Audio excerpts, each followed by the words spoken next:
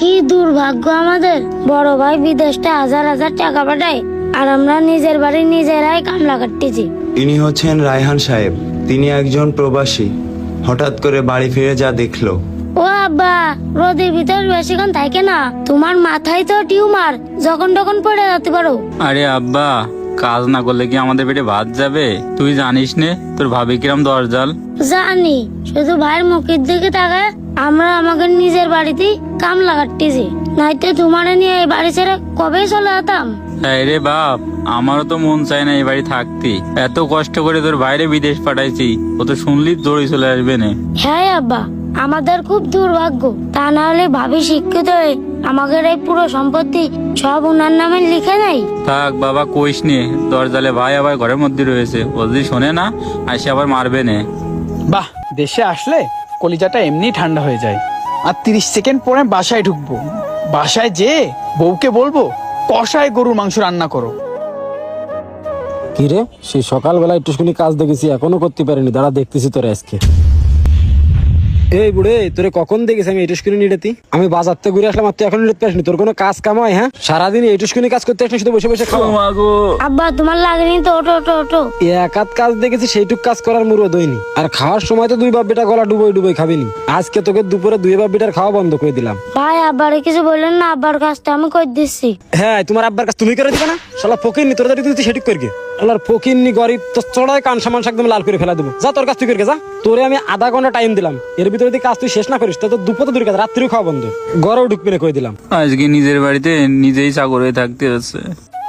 বাহ, আব্বা আমার কি সুন্দর ঘর বানাইছে। পুরনো টিনির ঘর রেখে আব্বা আমার জন্য এত সুন্দর একটা ঘর বানাইছে। আব্বা, ও আব্বা, কই তুমি? আব্বা, তুই আইছিস? কি ব্যাপার আব্বা, তোমরা এইখানে এই কাজ করতেছো কেন?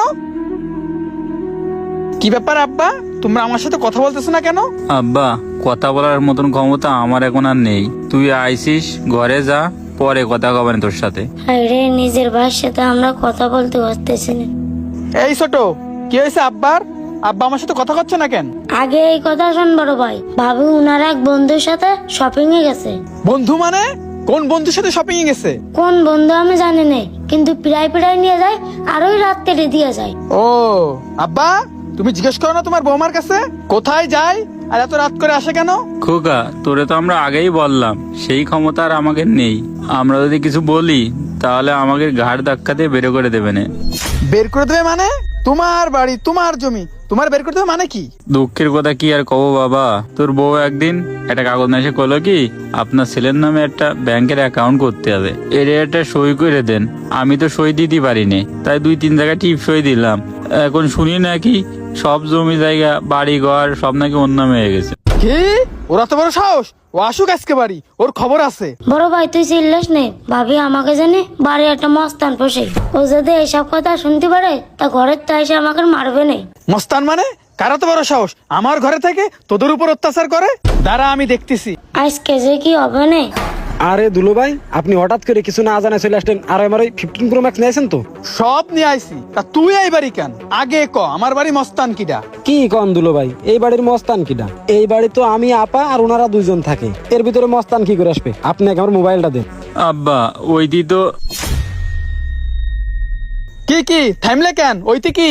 বড় ভাই ওইটি তো আমাকে মারা ধরা করে, আর সব থেকে জঘন্য কাজ ওরা আব্বারে দিয়ে করাই। পাটি পাই, ঘর মুছাই, কাপড় কাচাই, এমনকি বাথরুমও পরিষ্কার করাই। আর আমি কিছু করতে গেলে আমার গাছের সাথে বাঁধে মারে।